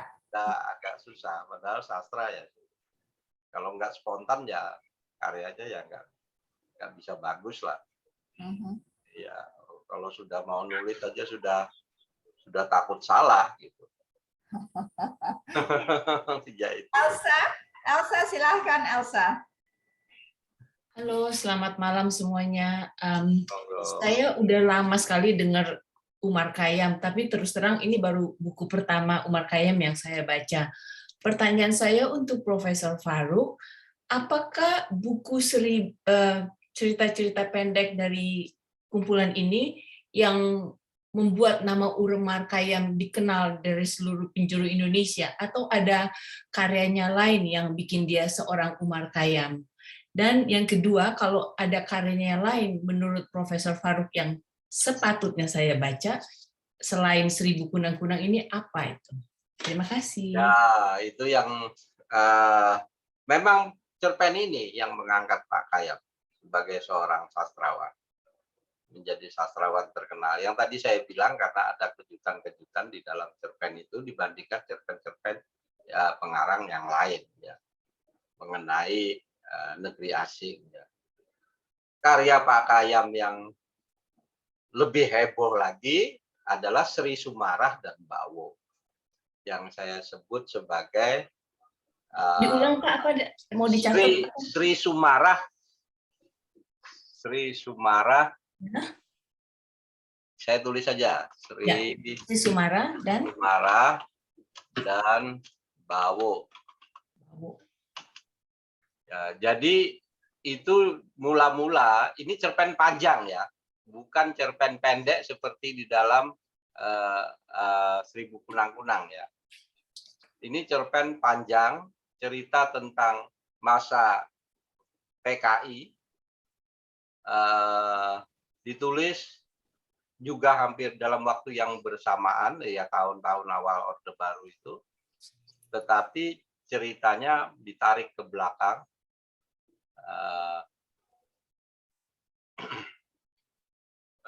Dua tokoh ini, tokoh perempuan yang bisa dikatakan secara langsung atau tidak langsung terlibat di dalam PKI. Dan bagaimana mereka menyelesaikan masalahnya, ini ada dua model. Bawo ini model yang lebih berani, sedangkan yang Sri Sumarah ini tokohnya lebih tua juga. Bawo ini elit, keluarga elit. Jadi ini keluarga priayi ini. Sri Sumarah ini keluarga dari kelas yang lebih rendah. Dengan sikap yang berbeda menghadapi bencana G30S atau zaman-zaman PKI itu, zaman-zaman peralihan itu. Dan ini sangat menjadi diskusi yang tidak kalah ramainya daripada 1000 Kunang-Kunang. Jadi Pak Khayyam itu membuat dua kejutan dengan 1000 Kunang-Kunang, itu kejutan pertama, kejutan keduanya Sri Sumarah dan Bawo. Jadi dan yang ditulis duluan yang mana Pak? Yang ditulis duluan yang 1000 Kunang-Kunang. Kalau saya tidak salah, kalau masalah prosesnya ya. Tapi yang terbit duluan ya 1000 Kunang-Kunang. Terima kasih. Ya, ini kalau mau Pak Khayyam lebih jauh, ini Pak Khayyam yang secara intelektual juga sudah sangat matang ya, dibandingkan dengan yang di awal. Saya waktu pulang dari luar negeri, Prof, setelah saya dibesarkan di luar negeri itu cukup lama ya. Waktu saya baru pulang ke Indonesia, itu buku pertama yang saya baca dalam bahasa Indonesia itu adalah kaum priainya. Karena saya ingin lebih tahu latar belakang keluarga saya. Para priai ya. Kan membaca buku itu ngerti, jadi ngerti. Iya. Catatan tambahan saja. Saya silakan Nasa. Terima kasih Natali. Selamat malam Pak Farouk. Pertanyaan Ada dua, satu ke Sita, satu ke Pak Faruk. Yang ke Sita, saya lihat fotonya Pak Umar Khayyam di internet, handsome ya, orangnya very handsome. Waduh. Ya, he is very handsome. Tidak heran dipilih sebagai peran Bung Karno ya di film. Aduh. Walaupun saya itu sebenarnya dia tidak pro Soekarno, tapi dia mau memerankan Soekarno. Nanti saya pengen tanya ke Sita tuh background-nya sampai mau main. Nah, berikutnya adalah balik lagi ke buku ya, kita baca tadi discuss tentang Umar Khayyam as a author secara keseluruhan, tapi mengenai buku ini yang menarik buat saya adalah sangat mudah dibaca, sangat rileks, sangat enak, dan ceritanya juga menarik ya, walaupun bisa dibayangkan ini tahun 60-an, kehidupan di New York itu berbeda dengan yang sekarang ya. Jadi kita juga tahu di New York tahun 60-an itu seperti apa orang-orangnya yang diketemui di park, di taman atau di tempat kafe itu seperti apa suasananya. Kita dapat itu moodnya dari buku ini, dan sesuai dengan pembahasannya Eka Kurniawan di prolognya, itu memang sangat dialogis ya, sangat very dialog, sehingga seolah-olah kita ada di ruangan itu bersama tokoh-tokoh yang ada di cerita itu kesan saya. Jadi mungkin ke Pak Profesor Faruk, pertanyaan saya, apakah tipe penulisan seperti ini yang rileks, dialogis itu akhirnya banyak diikuti juga oleh penulis-penulis Indonesia lainnya setelah buku ini dimunculkan? Itu aja pertanyaan saya. Terima kasih. Ya, itu pengaruhnya banyak itu. Banyak penulis yang mengikuti itu. Ya, seperti Mbak Di Sumanto itu yang tadi disebut juga terpengaruh oleh itu juga, walaupun agak lebih absurd. Tetapi cara-cara menuturkan dengan santai itu kelihatan sekali pengaruhnya, dan itu memang banyak itu. Oke, berarti aku harus jawab pertanyaannya Mbak Sasan ya. Oke. Oke. Belum menyapa Om Faruk. Halo, apa kabar Om Faruk? Mas Faruk, nggak boleh. Karena temennya ayah, jadi manggilnya Om biasanya. Iya Mbak Sasa, kenapa kok mau gitu ya? Pertama karena sutradaranya temennya Om Arifin, jadi dan kabarnya nanti mungkin bisa dikonfirmasi sama paman saya nih, karena biasanya beliau juga diajak ngobrol sama ayah saya. Dari sekian banyak orang yang sudah di audisi itu selalu harus mendapat persetujuan dari Pak Harto. Nah, untuk pembuatan film itu, nah ketika diajukan nama ayah saya, Pak Harto langsung bilang ya setuju gitu, katanya begitu, entah benar atau tidak. Nah itu mungkin paman saya Pak Ontoseno tahu latar belakangnya, karena ketika film itu dibuat lebih sering ngobrol-ngobrol sama paman saya kayaknya tuh ayah saya. Monggo Pak No. Baik, selamat malam Mas Faruk. Malam Mas. Ya, berapa puluh tahun kita ketemu di Jogja waktu itu. Iya, betul. Sekarang udah tua semua. Saya kok belum merasa tua, Pak Faruk. Oh iya dong. Baik. Jadi pada saat dibuat filmnya G30S, sama ceritanya, ya karena yang minta Arifin kok, masa aku nolak. Cuma gitu aja sebetulnya pertimbangannya. Dia sangat akrab dengan teman-temannya, dan dia ingin ada di film itu karena film itu juga sedikit banyak ada sejarah lah di dalamnya gitu. Tidak berarti bahwa kemudian dia pro atau kontra tentang isi film itu. Serileks itulah dia bergabung di dalam film itu, dan banyak apa yang dia lakukan itu ya dengan cara yang santai seperti itu. Keputusannya pun keputusan santai-santai saja. Apa salahnya gue main? Itu barangkali. Gitu ya Mas Faruk ya, si abang ini. Ya, itu apa? Kalau saya melihat itu, bagi Pak Khayyam itu tantangan. Dia seorang aktor. dia sangat serius loh waktu memenangkan jadi Soekarno itu kelihatan dia berjuang keras. Dia sangat serius itu. Jadi itu ya seperti tantangan lah. Tapi dia juga GR juga sih Mbak Sasha. Jadi katanya ketika sudah di make up dan sudah pakai pakaian Bung Karno, orang-orang yang bekerja di Istana Bogor melihat sosok ayah saya dengan pakaian itu, katanya pada nangis ingat Bung Karno gitu. Jadi dia GR banget, wah aku ternyata mirip sama Bung Karno.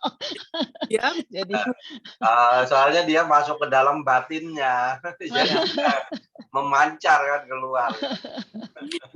Berarti castingnya benar itu, castingnya bagus. Ya.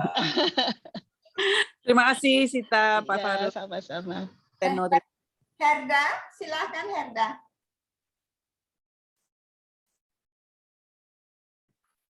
Loh kok? Oh, videonya malah sorry, kepencet. Terima kasih, Mbak Nat. Selamat malam Bapak Ibu sekalian. Prof. Faruk, terima kasih untuk penjelasannya. Saya baru juga membaca buku Umar Khayyam kali ini, walaupun sudah sering sekali mendengar namanya. Terus karena terlambat tahunnya, saya mencari ke perpustakaan UI. Ketemunya seri cetakan pertama tahun 72, bukunya udah jelek banget. Iya. Pustaka Jaya. Pustaka Jaya. Iya, cetakan pertama 72. Jadi tapi ternyata menarik sekali ya cerita-ceritanya.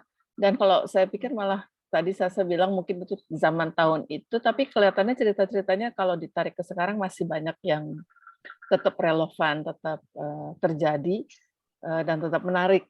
Nah tadi Prof. Faruk bilang bahwa ketika buku itu keluar terjadi diskusi yang luar biasa ya Prof tentang buku itu, karena itu adalah satu pertemuan kultural tadi Prof katakan. Saya ingin tanya diskusi tentang buku itu apa yang ditarik benang merahnya Prof? Apa yang kira-kira dibahas pada masa itu?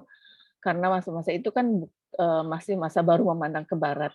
Kira-kira apa yang didiskusikan dan yang menjadi pertentangan ketika itu? Ya, itu seingat saya aja ya. Seingat saya itu ya yang jadi didiskusikan itu ya dua hal. Yang pertama yang saya sebut tadi pertemuan kultural. Jadi orang membicarakan bagaimana kunang-kunang di Manhattan gitu ya. Nah, itu cukup ramai itu ya. Yang kedua itu tadi realismenya Umar Khayyam itu bahasanya yang sangat efisien, ringkas, penuh suasana, sangat padat gitu ya. Itu yang jadi pujian-pujian pada waktu itu. Dua hal itu seingat saya ya. Ya seperti itulah kira-kira. Jadinya itu yang membuat beliau dianggap istimewa ya. Jadi sambutannya memang sebagai benar-benar karya yang baru ya, yang segar. Artinya sebelum buku itu belum ada bentuk karya sastra seperti itu ya, Prof? Iya, itu diskusinya singkat-singkat. Iya, nggak ada yang singkat-singkat kayak gitu tuh nggak ada. Jadi yang kayak dialog-dialog pendek-pendek tapi meaningful gitu ya, itu nggak ada. Lebih banyak naratif ya, lebih banyak naratif. Jadi banyak narasinya. Itu yang sebelumnya. Menarik sekali ya, Prof. Terima kasih, Prof. Ya. Ya. Ini sambil menunggu yang lain mengajukan pertanyaan, saya ingin balik bertanya kepada teman-teman saya ini yang tinggal di luar negeri atau punya suami asing. Sejauh mana alienasi yang terungkap di cerita-cerita ini menyentuh hati Anda semua? Do you identify waktu saat membaca ini, apakah melihat iya itu saya waktu saya baru pindah, atau ya itu saya waktu saya baru masuk ke keluarga suami atau istri, atau yang dalam hubungan multikultural ini bagaimana? Adakah alienasi itu dirasakan juga seperti yang digambarkan dalam cerpen ini? Indrita mau yang pertama menjawab atau yang siapa? Kebetulan saya sih walaupun saya bersuamikan orang asing, suami saya yang selalu ikut saya di Indonesia ya. jadi dalam hal ini alienasi saya dengan luar itu saya rasakan sebenarnya sewaktu saya pernah waktu kecil pindah ke London ya, dan ya merasakanlah ada kesunyian ya, kekosongan kadang-kadang. Tetapi kalau saya membaca buku Kunang-Kunang di Manhattan ini, saya malah mengagumi kecerdikan dan kelihayan beliau dalam imajinatif, dalam keimajinasiannya, dan menulis hal-hal apa ya, conversationalisnya ini loh, dalam conversationalnya ini, dan bisa membuat conversational ini menjadi sebuah naratif cerita yang menyambung gitu ya. Begitu detailnya conversationnya, begitu detailnya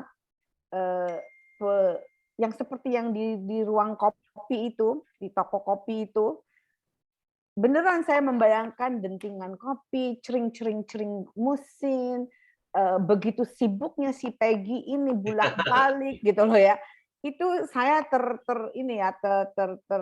masuk sekali. Terus dan yang sangat saya suka actually cerpen yang mengenai Sitting Bull ya. Waktu di Sitting Bull si Charlie-nya bilang, "Oke, nanti pokoknya saya pengen kuda putih." Dia bilang, bagaimana dia akan mengusir anak kecil kurang lebih ya. Ternyata bicara mengusir anak kecilnya itu sangat kreatif kan, dengan cerita Sitting Bull, dengan ini. Aku kagum aja gitu loh, bisa dia menceritakan hal-hal gitu ya. Itu yang saya senang, kagumi. Tapi kalau saya boleh tanya, ini kan kurang lebih Bapak Umar Khayyam menulis dan dalam hal ini memperhatikan keliling di New York itu di tahun 60-an. Namun buku ini dipublish di tahun 72-an. Kurang lebih. Ini proses menulis yang lama ataukah publication yang tidak ada memadai pada saat itu, atau bagaimana ya Pak Farouk? Ya, saya kira itu cenderung publication-nya, tetapi memang cerpen itu kan dibuat satu-satu. Kalau menunggu waktu penerbitan waktu itu ya bisa sebulan, 2 bulan, 1 gitu kan. Okay. Medianya kan nggak ada. Iya. Langka sekali. Ya, semacam itulah. Jadi itu karena ini kumpulan cerpen ya. Jadi ya mengikuti aliran cerpennya numpuk sudah banyak, nah itu baik. Ya. Tidak sekali tulis ya. Kalau saya boleh tanya kepada Pak Seno, Sita dan Wulan ya, dari semua tulisan yang ditulis oleh Pak Umar, tulisan yang manakah yang paling kuat mencerminkan kepribadiannya dia, kepribadian beliau? Yang paling dari situ kau lihat ayahmu atau kakakmu secara individu tuh keluar sekali di cerita-cerita itu, paling kuat. Yang siapa dulu? Siapa dulu? Kasih mute dulu deh, Pak Seno deh. Masih mute, Pak. Masih mute, Pak Seno. Anaknya dulu lah, supaya bapaknya tuh kayak apa kan paling tahu. Yang lebih kenal lama adiknya padahal. Oke. Saya memang sangat dekat lah dengan Mas Khayyam itu. Sampai akhirnya entah kenapa suatu saat dia bilang gini, dia manggil saya Ciplok. Plok, kamu jadi literary agentku ya? Saya nggak tahu apa itu literary agent gitu. Oke, saya bilang siapa takut gitu. Terus setelah itu semua urusan dia diserahkan ke saya, sampai ngurus pajak, lapor pajak. Saking dia tuh sering kemana-mana, jarang ada di satu tempat. Kadang-kadang saya bilang, Mas, itu pajak harus tanda tangani. Ya tanda tangan engkau. Gue bisa tanda tangan gitu. Nah, ini gimana nih? Jadi, memang begitu ya. Jadi kalau kembali pertanyaan Mbak Natalia tadi, karya apa yang paling dekat dengan sosoknya dia? Saya tuh malah justru melihat kumpulan tulisan di KR, Mas Farouk. Kumpulan tulisan di KR itu betul-betul Umar Khayyam banget. Dia menempatkan diri sebagai dosen, menempatkan diri sebagai ndoro, sebagai priayi, penceramah, ngeledek sana, ngeledek sini. Itu khasnya dia. Dan yang sangat khas juga munculnya koleksi kuliner-kuliner di cerita itu. Itu khas Umar Khayyam. Kuliner itu. Wah, pengetahuannya tentang pelosok-pelosok makanan di desa sangat diacungi jempol. Nah, itu kalau mau lihat sosoknya Umar Khayyam di kumpulan tulisan di KR itu. Yang lain, misalnya para priayi dan segala macam, itu lebih dia kontemplasi cerita tentang priayi dan segala macam, merasa bahwa karena ayah saya itu guru, yang dia ceritakan di para priayi itu adalah riwayat orang tua kami sebetulnya.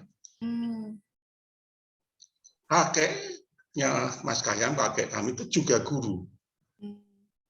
Nah, di situ dia mulai mempertanyakan priayi itu apa. Dan di dalam pengemahamannya dia, ya priayi itu apa yang seperti ditulis di para priayi itu, dengan segala filosofi, sosiologi, ilmu yang dia peroleh dari perguruan tinggi di New York, di mana-mana. Itu dikontemplasi, diresapi menjadi cerita-cerita itu. Itu sih menurut saya. Benar nggak sih? Ya, ya aku bukannya nyontek ya, tapi sebetulnya juga setuju bahwa untuk yang paling menggambarkan ya di kumpulan ini opininya dia di KR itu ya, karena memang kalau yang mengenal ayah saya tuh orangnya jahil banget gitu ya, jadi orangnya tukang bercanda gitu, terus tercermin sekali di tulisannya yang di KR tersebut. Tapi kalau saya melihat sebetulnya beberapa tahun yang lalu sebelum pandemi, kita nih yang sastra muda itu punya ide untuk memperkenalkan tulisan Umar Khayyam kepada generasi muda gitu ya. Bahkan mungkin di antara angkatannya anak saya, keponakan-keponakan mungkin juga ada yang belum baca juga gitu ya, karya kakeknya atau Pak D-nya gitu. Nah, pada saat itu yang menarik adalah ada sebuah kumpulan teater namanya Teater Teko yang mencoba jadi memperagakan lagi, mementaskan cerita Umar Khayyam, dan kemudian dari sekian banyak cerita itu yang dipilih adalah Seribu Kunang-Kunang, dan bahkan juga ada yang dipentaskan dalam bahasa Inggris gitu ya. Jadi pementasannya ada yang bahasa Indonesia, ada yang bahasa Inggris gitu. Nah, kalau buat saya sebetulnya memang betul ternyata dari tulisan beliau yang Seribu Kunang-Kunang ini kok bisa bisa melintasi berbagai era waktu gitu ya. Jadi menarik gitu karena ternyata teman-teman generasi muda ini mampu memahaminya dan juga bahkan melihat bahwa situasi seperti yang dihadapi Marno dan Jane itu juga masih bisa terjadi pada saat sekarang ini gitu. Nah, jadi kalau saya melihat sebetulnya guru sikap gurunya ayah saya itu tercermin di dalam penulisan Seribu Kunang-Kunang itu, di mana dia sebetulnya berusaha menuturkan sebuah situasi yang tadi canggih-canggih lah bahasannya sama Mas Farouk gitu ya, bahwa si Umar Khayyam ini mencoba menggambarkan bagaimana kisah seseorang yang kalau sekarang bahasanya apa Mbak Ai yang siapa Dinopati Jalal sering diaspora gitu kan ya. Pada saat itu belum ada keluar istilah diaspora gitu, tapi yang sekarang ini sebetulnya apa yang dialami Jane dan Marno itu adalah yang dialami diaspora di luar negeri gitu. Jadi saya sih melihat kapasitas dia sebagai guru yang menuturkan upaya menerjemahkan sebuah situasi itu paling tercermin di kisah 1000 kenang-kenang di Baratan. Tapi saya sebagai seorang yang aktif di isu perempuan, saya tentu terperangah juga kok beliau juga tertarik menceritakan kisah perempuan di dalam Sri Sumarah dan Bawu, dan cukup konsisten ya Mas Farouk ya di dalam kuliah-kuliah beliau, tugas kepada mahasiswanya adalah selalu diminta untuk membuat paper tentang apakah Anda mengenal siapa asisten rumah tangga kalian gitu. Jadi itu tugas yang selalu diberikan kepada mahasiswanya. Gitu kan ya Mas Farouk ya kalau nggak salah ya. Betul.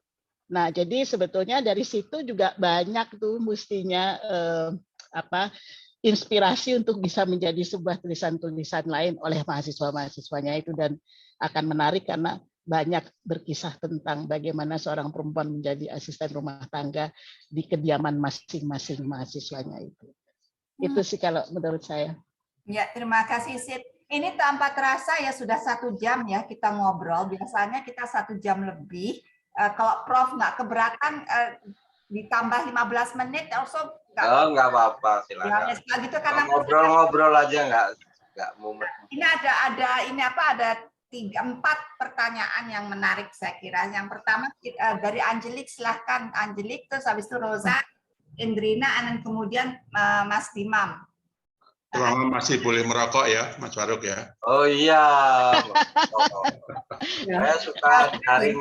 Nyudutnya kok kuat. Iya ini. Angelik, silahkan Angelik, sorry. Tuh hikmah corona itu daring tuh. Jadi merokok, mengajar, merokok. Terima kasih Pak Farouk. Saya pengen tahu aja sih original story atau original bahasanya dari cerita ini, apalagi yang 1000 kunang-kunang itu apa dari bahasa Inggris terus dijadikan ke bahasa Indonesia? Karena mungkin enggak ya, mungkin dari original memang dari bahasa Indonesia. Cuman di saat saya membacanya itu ada terkesan kayak yang terjemahan gitu, bukan terkesan terjemahan, tetapi terkesan pola pikir di balik kata-kata yang di kalimat yang dipilih itu untuk penulisan itu soal dari bahasa Inggris gitu terjemahannya, atau apalagi terus tadi juga Mbak Sita cerita tentang yang untuk tempat diperagakan ada dramanya, kemudian jadi dalam pakai bahasa Inggrisnya juga gitu. Saya cuma pengen tahu aja sih latar belakang jalan berpikirnya Pak Kayam dulu gitu loh waktu nulis cerita ini. Terima kasih. Monggo Pak Farouk. Ya,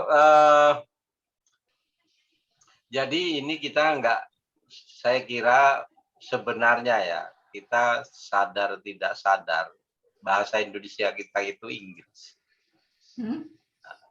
Jadi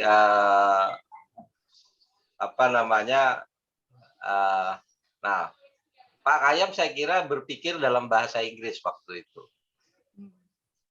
Jadi ya dalam suasana yang dia serap juga kan dari peristiwa dan sebagainya kan sebenarnya Inggris semua itu. Dan dia memorinya sangat kuat. Jadi dia merekam kalimat-kalimat orang berbicara itu sangat kuat. Jadi, mau pembicaraan bahasanya orang kecil, dia jadi orang kecil. Bahasanya orang Inggris ya jadi orang Inggris. Dia cepat sekali menyerapnya itu. Itu yang saya kira itu aslinya bahasa Indonesia, tapi ya bahasa Indonesianya rasa Inggris. Ya, memang bahasa Indonesianya rasa Inggris gitu ya. Memang itu sangat terasa. Tapi itu fenomena. Kalau misalnya penulis-penulis zaman Belanda yang juga elit-elit, bahasa Indonesianya bahasa Belanda itu. Ya, Iya. bisa jadi. Iya. Sudah terjawab, Angelik? Iya, terima kasih. Sama-sama. Rosan, silahkan. Ada Pia lagi satu. Oke. Selamat malam, Pak Faruk. Nih mumpung malam, yo. Mau memanfaatkan nih mumpung narasumbernya yang profesor. Saya merasa bersyukur sekali, makanya tadi nyempetin walaupun sekarang saya lagi berusaha on the way ke airport dari packing, jadi baru datang telat. Tapi ya saya benar-benar pengen sebenarnya begitu membaca, kebetulan saya adalah leadership trainer ya, dan topik-topik yang saya pelajari sekarang tuh ada satu exercise yang selalu diharapkan dilakukan setiap harinya, itu journaling.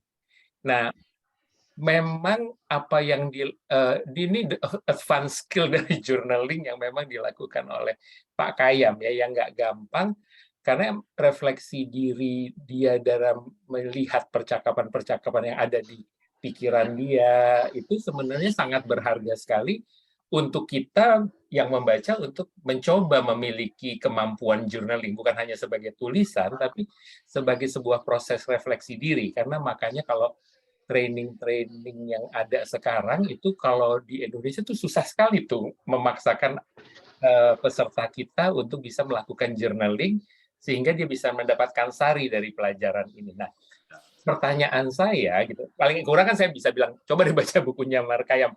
Ini benar-benar yang saya maksudkan dengan journaling gitu ya.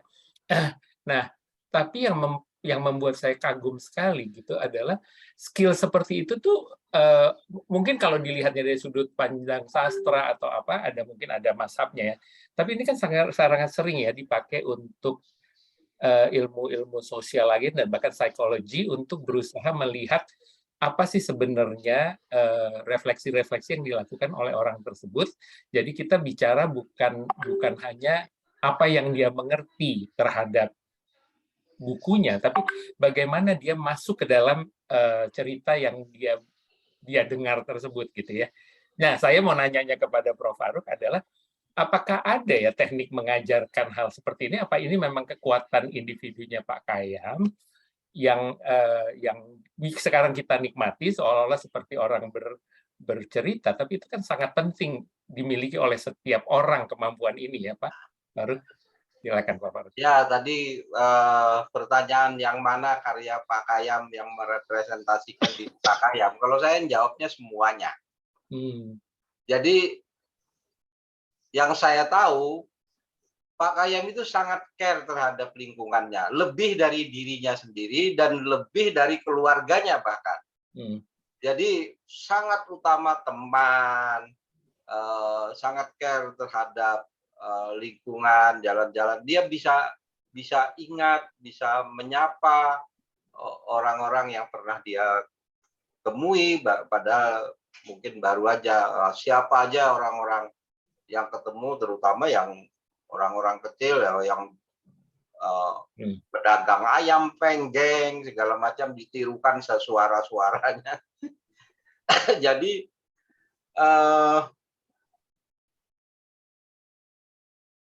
itu seperti bawaan ya, jadi kepribadian yang saya kira tidak bisa ditiru dan tidak bisa diajarkan karena Pak Kayam itu menyerap lingkungannya sangat kuat ya, menyerap lingkungannya dan bahkan ya hidupnya sangat bergantung kepada lingkungannya. Nah, Pak Kayam nggak kuat tuh kalau di rumah dia ngundangi banyak orang tuh, suruh ngobrol-ngobrol di kantor, isinya ngobrol semua tuh. Jadi banyak orang datang, selalu banyak orang datang ke rumah, makan-makan, ngobrol-ngobrol, jalan-jalan, kuliner, itu yang istilah yang dulu itu dari Pak Kayam, maknyus, segala macam itu yang dipakai oleh si Bondan gitu ya. Jadi ya saya kira itu kepribadiannya. Walaupun tentu saja bisa diambil untuk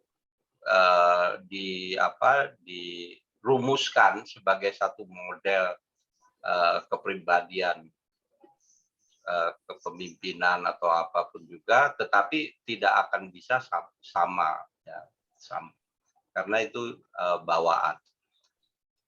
Saya kira begitu Pak jawabannya. Jadi ya Terima kasih Pak. bisa dipelajari, bisa dirumuskan, tetapi untuk mencapai kesamaan itu saya kira agak susah ya.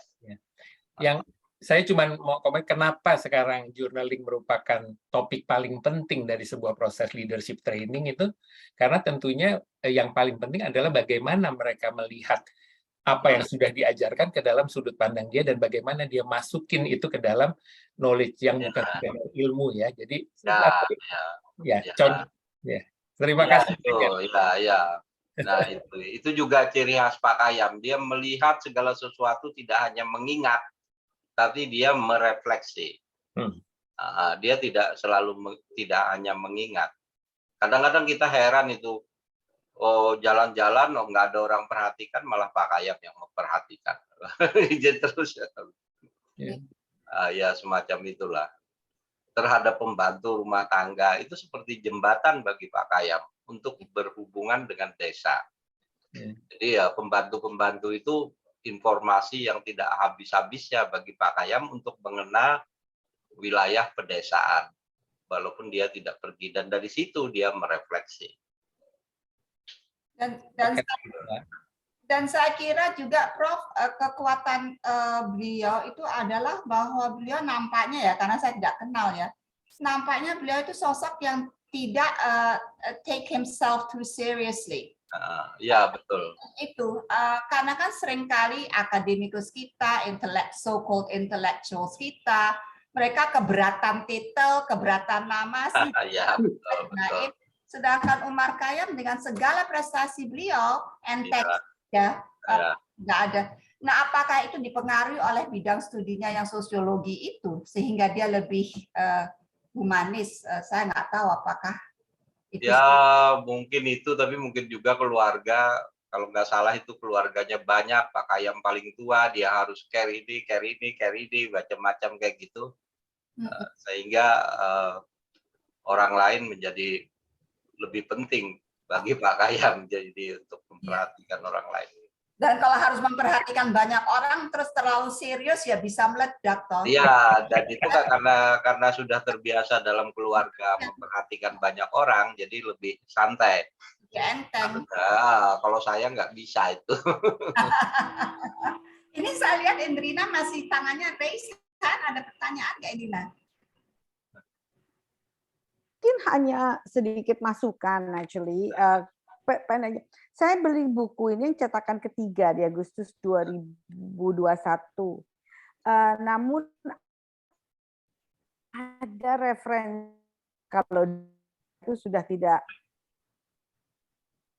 putus. Ya. Yang terakhir itu yang Der Ghostatem. Di mana ada referensi di sini ditulis the N-word basically. N-word-nya itu muncullah seorang pemuda maaf negro di mukaku. Sedangkan di Amerika itu kata tersebut sudah tidak boleh dipakai lah, kurang lebih referensi kepada ya. Mungkin ini ada baiknya untuk masukan, mungkin ditulisnya diganti menjadi pemuda kulit hitam atau pemuda something. Karena the N-word is no longer used di sana. I don't know. Kalau saya sih nggak setuju. Semua tuh ada time and place. I don't know, tapi I'm just saying di sana sekarang semuanya itu sangat hati-hati dan it's just semua cultural thing. Sekarang semua harus politically correct. Sehingga amat sangat membingungkan batasnya di mana. Ya.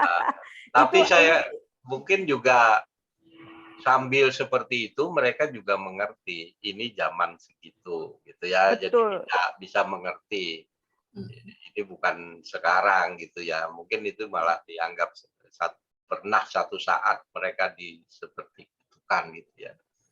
Saya kira itu bersama-sama dengan kesadaran itu juga sadar bahwa ini dunia fiksi zaman sekapan dan sebagainya. Itu juga bagian dari pendidikan di sana saya kira. Untuk bisa mengerti itu. Ini sudah jam 8:04, saya tidak ada lihat ada pertanyaan lagi, sehingga saya ingin menutup sesi kita dengan pertanyaan berat yang diajukan Mas Dimam di chat. Mas Dimam langsung aja. Ini pertanyaan penutup gong saya kira, kecuali setelah itu menimbulkan pertanyaan lagi. Ya, terima kasih Pak Prof. Farouk, karena tadi disinggung sedikit mengenai Linus. Ya, jadi generasi yang terpengaruh oleh Pak Khayyam itu Mas Linus, dan menulis pengakuan Pariem, dan di situ menurut saya menjadi kontroversi karena cara Linus menggambarkan erotisme Jawa itu dianggap terlalu vulgar. Padahal Pak Khayyam di Sri Sumara dan Bau itu juga menulis mengenai erotisme Jawa, tetapi sangat-sangat subtle begitu sehingga orang tidak sadar. Padahal di situ juga ada erotisme Jawa. Nah, itu aja yang ingin saya tanyakan. Dan tadi saya mau komentari Mbak Natali sedikit. Pak Khayyam itu digambarkan dengan sangat baik oleh Profesor Taufik Abdullah dalam pengantarnya Titipan Umar Khayyam, diterbitkan oleh Tempo. Ini kumpulan tulisan Prof Khayyam di Tempo, dikomentari Prof Taufik dengan judul yang sangat tepat tadi Mbak Natali. Ia bercanda sambil berpikir. Jadi ini diterbitkan oleh Tempo, dan mangan kumpul, kemudian yang itu diterbitkan semua oleh Graffiti. Ada semua kumpulan tulisan itu. Itu saja, terima kasih Prof Farouk. Soal seksualitas Pak Farouk. Ya, itu memang itu masalah priayi mungkin ya. Jadi Linus kurang priayi, jadinya kurang halus hasilnya. Nah, soboe di Malioboro gimana jadi priayi, Linus? Ya itu. Kalau ya ngono ning ojo ngono ya. Lalu ya itu Pak Khayyam itu sangat priayi dalam hal bagaimana membuat orang tidak marah atau apa gitu ya. Jadi ya selalu begitu. Pak Farouk, sebagai penutup ya, a personal question ya. Pak Farouk lebih merasa orang Jawa atau orang Banjarmasin? Atau mana orang? Bukan orang Jawa. Jadi kalau saya itu biarpun merasa orang Jawa, tapi kalau ketemu orang Jawa selalu dari mana, Mas? Karena bahasanya itu tidak pernah bisa menipu. Jadi biarpun bahasa Jawa nggak pernah bisa menipu. Selalu orang Jawa bilang, dari mana Mas, aslinya mana? Gitu kan. Karena walaupun setiap hari berbahasa Jawa, tapi ngopo, membaca-baca sastra Jawa yang halus, bisa merasakan, bisa mengapresiasi, tapi tetap tidak bisa untuk menjadi gitu ya. Jadi ya harus sadar aja lah, sadar diri aja lah, tidak pernah itu. Jadi ya jadi dua diri juga boleh. Tidak bisa menjadi karena tidak menguasai bahasanya. Mungkin begitu, tapi ya mungkin juga karakternya nanti kelihatan juga. Terima kasih. Pertanyaannya agak personal, tapi saya tadi udah membaca tulisannya Pak Umar dan ngelontok, masa belum jadi orang Jawa juga. Oke, teman-teman, ini sudah jam 8:20. Masih ada yang ingin disampaikan dari Sita, Pak Seno, atau teman-teman yang lain sebelum kita tutup pembicaraan kita malam ini? Cuma terima kasih aja. Terima kasih aja Mbak Ai dan teman-teman Kutu Buku telah mengapresiasi karya Umar Khayyam yang mudah-mudahan tetap bisa tidak lekang karena waktu gitu ya. Jadi dan sebetulnya punya keinginan sih masih tetap untuk bisa diperkenalkan ke teman-teman yang lebih muda-muda gitu tentang karya sastra. Kayaknya ini loh Om Farouk lagi. Mas Farouk, bagaimana caranya untuk menikah? Kutu Buku nih tidak generasi muda-muda amat ya, Mbak Ai ya. Jadi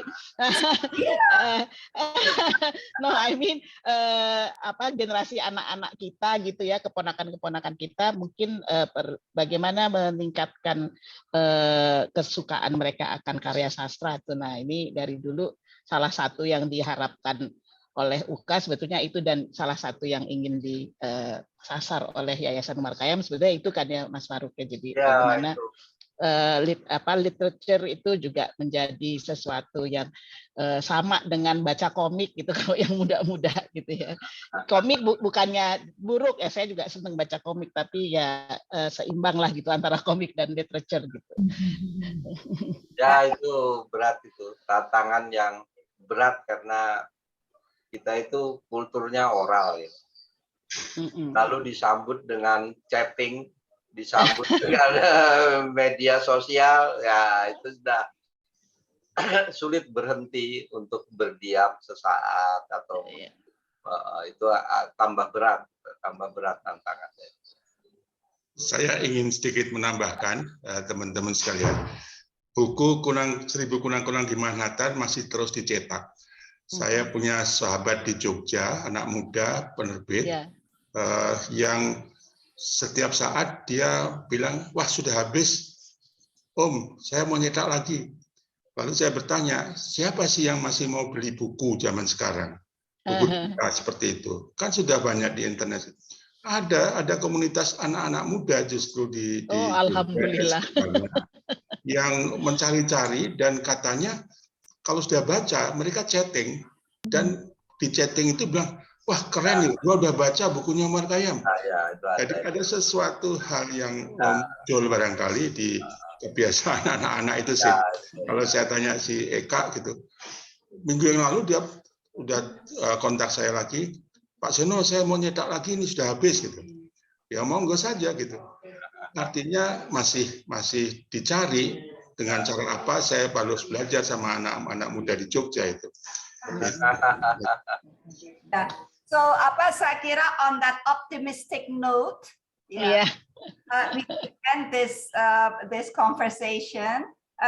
Kita nggak perlu terlalu pesimis. Ini kalau kita kelompok ibu-ibu STW yang sibuknya bukan main masih bisa menyempatkan waktu untuk sastra Indonesia, berarti minatnya masih. Amin. Mbak Ai kalau boleh menyapa juga, hadir juga di sini ada beberapa, selain keluarga Umar Khayyam juga ada beberapa teman saya, ada Isna Marifa hadir di sini juga, lalu ada Bu Isti yang senang sastra, dan Isna kalau nggak salah beberapa waktu yang lalu bukunya juga dibahas ya di Kutub Buku ya. Saya mau mengundang Isna untuk membuat suatu pengumuman. Iya. Dia udah langsung membuat dalam bahasa Inggris loh, novelnya hebat. Silakan Isna, pengumumanmu sebelum tanggal 28 September ini ada pre-launch event untuk versi bahasa Inggrisnya Sapaan Sanggiri yang waktu itu udah kita bahas. Judulnya Mountains More Ancient. Nanti launchingnya official launchingnya di Ubud Writers Festival kayaknya tanggal 28. Jadi kalau emang ada yang rencana mau ke Ubud, jadi bikin jadi alasan deh ke Ubud.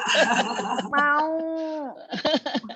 Jadi malam ini kita berakhir dengan berita yang amat bahagia, optimistis. Salah satu anggota Kutub Buku kita menerbitkan buku yang diterjemahkan dalam bahasa Inggris dengan beautiful title, Mountains More Ancient. It's such a beautiful title. So congratulations, Isna. Tapi saya juga terima kasih sama kelompok ini karena waktu itu saya jadi semangat untuk cari terus penerbit untuk yang bahasa Inggrisnya, karena emang itu tantangan sendiri, tapi akhirnya dapat penerbit kecil di sini, tapi mudah-mudahan oke lah. Anyway, well done, congratulations. Thank you. Kita senang sekali dianggap turut berperan dalam jalanmu menjadi novelis baru ini. dalam bahasa pula. So sebelum berakhir foto keluarga, siapa yang mau? Oke. Bukunya dipajang dong. Ada nggak yang bawa buku? Siapa yang bisa foto ini? Aduh, ini ada 2 halaman ya. Ya, 2 halaman. Indrit fotoin. Oke. Bentar. Ya, aku akan fotoin. Aha. Oke. Ada 2. Oke. Ada lagi ntar. Ada. Kok enggak Banyak juga ya ini ya. Oke, ada halaman lagi. Alright, bukunya kelihatan. Oke, dan Terima kasih banyak semuanya. Terima kasih semuanya. Selamat malam. Selamat malam. Terima kasih. Sehat ya semua. Terima kasih Mas Ado. Terima kasih. Terima Sampai kasih. ketemu. Selamat malam. Assalamualaikum. Natalia bagus sekali membawakan acaranya. Terima kasih. Iya. Iya, keren. Keren banget. Pamitan ya, dadah.